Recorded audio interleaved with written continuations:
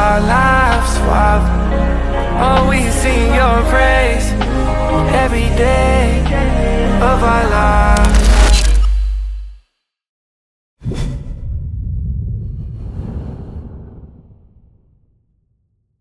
What's up, guys? Marcellus Williams, aka TheSwolefessor, here to educate you on health and social well-being. Welcome to episode 2 of Get It Done, the prep series for Powerlifting American Nationals, where my goal is to come in and hit a 1,600 pound plus total.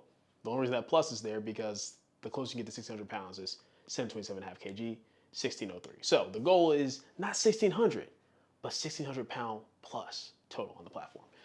Anyway, with that being said, today is Monday. It is day 2 of week 3 of my block. And Saturday went well. Primary day went really well. I hit 490 pounds, 222.5 kg for my top double. And that is 7.5 kg more than what I hit on week 3 last block. So I was really happy with that. For bench, we came in, and for my 2 singles, I hit 160 for the first single, 165 for the second single.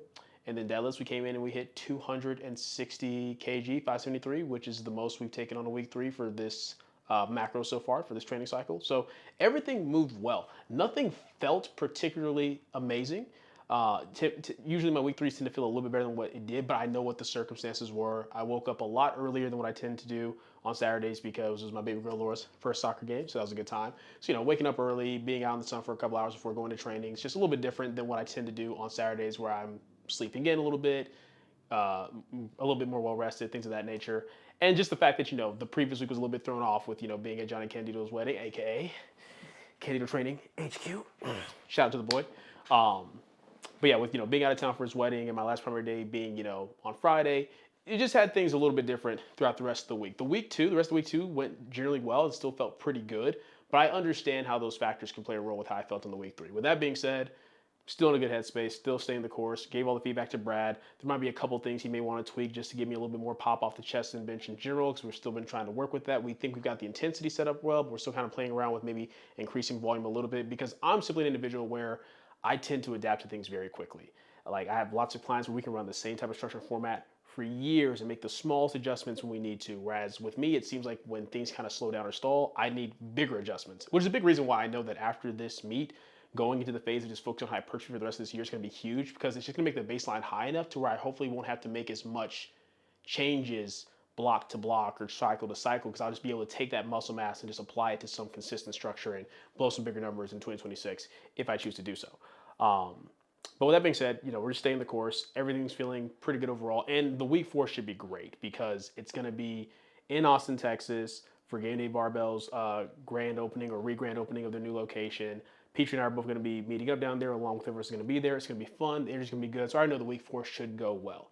With that being said, today's video is going to be a pretty quick one. I just want to focus in on today's session specifically. You guys know this is my day 2 bench, which is my close grip bench and a lot of my upper body accessories. This is probably my most fun day out of the week as far as trains. The day I look forward to doing the most as far as just going in and pushing hard and getting a good pump.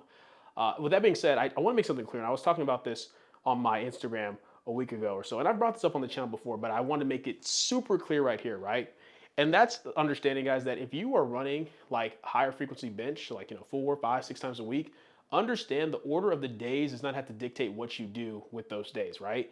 Like, there's some people where maybe they have 4 bench days a week. You might have 2 primary days and 2 secondary days, essentially. Like 2 days you're pushing really hard and 2 days are more for volume to bridge the gap.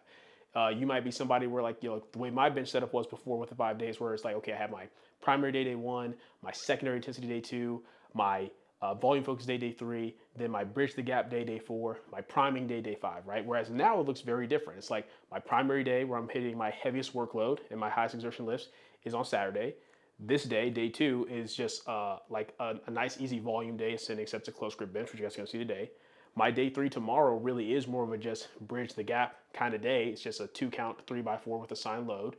And then my Wednesday bench session is my actual secondary intensity bench session, where I'm getting like my second highest exertion and getting a lot more intensity to prepare me for Saturday. And then Thursday is the priming day that kind of just bridges the gap between Wednesday and Saturday, right? So there's lots of different ways you can go about bench programming, but don't get too caught up in thinking that, okay, because this is day 2, this has to be the secondary day, this has to be the second heaviest day. It's all about what the goal of the day is, right? Like my secondary bench day today is not my second heaviest bench day by any means, but I just want to make that really clear really quickly, because anytime I talk about like, oh, secondary bench, tertiary bench. People are like, oh, if this is secondary, why is it lighter than this day? And I just like, bro, it's not that deep. So I just want to take the time to explain that. But with that being said, let's head to the gym.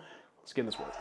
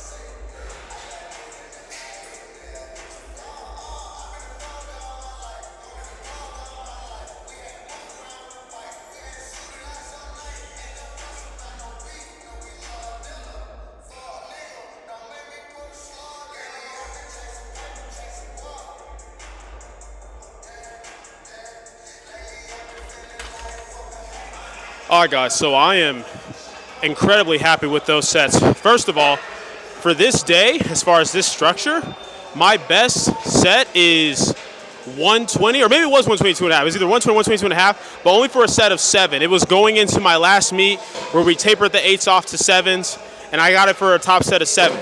But the circumstances were very different. One, that 7th rep was even harder than what the 8th rep was today, but 2, that was me going lighter on the first 2 sets to kind of set myself up for this. Because I think I did like literally like 198, then like 231, then I jumped to the 270. Whereas today, I kept it 10 kilo jumps. I did 102 and a half, 226, then 112 and a half, 248, and then finished with 122 and a half, 270, and I got 8 across the board. And the best part is I have load caps on pretty much all my days, right? But this is the day where I look at the RP, I look at the low cap, and Brad knows that even if I go above the RP on this day, so long as I don't exceed the load cap, I'll recover well, because Tuesday's bench is really easy. Wednesday's bench is set very specifically where even though the intensity is high, I know we can manage it. And then Thursday's bench is really easy. So if there's a day I can afford to kind of push just for more of like that that hypertrophy effect, as well as just getting my general fitness up, it's this day, which is why we have the close grip bench and then the weighted dips right after. You guys are about to see me try to push weighted dips as well. I have a top set of 4 and then back down sets of 10. Because you guys already know my weighted dips, it might start like a top set of 6, and the next spot top set of 5, but I have that top set of 4, and I usually have back down 12s, but I got to a point where those are starting to get pretty high in exertion, so we adjusted those to back down 10, so I can now keep progressing the load on them. But yeah, I mean, that felt really, really good. That last rep on the 122 and a half was obviously difficult, but at no point was like, oh, I don't have this, which is why I felt confident to still go for it instead of racking it. And it's funny how the speed changes from the 7th to 8th rep. Out of the 7th rep, I knew I'm like, ooh, it's going to be a grind, but I've got it. So really happy with that. Let's see how the rest of the session goes.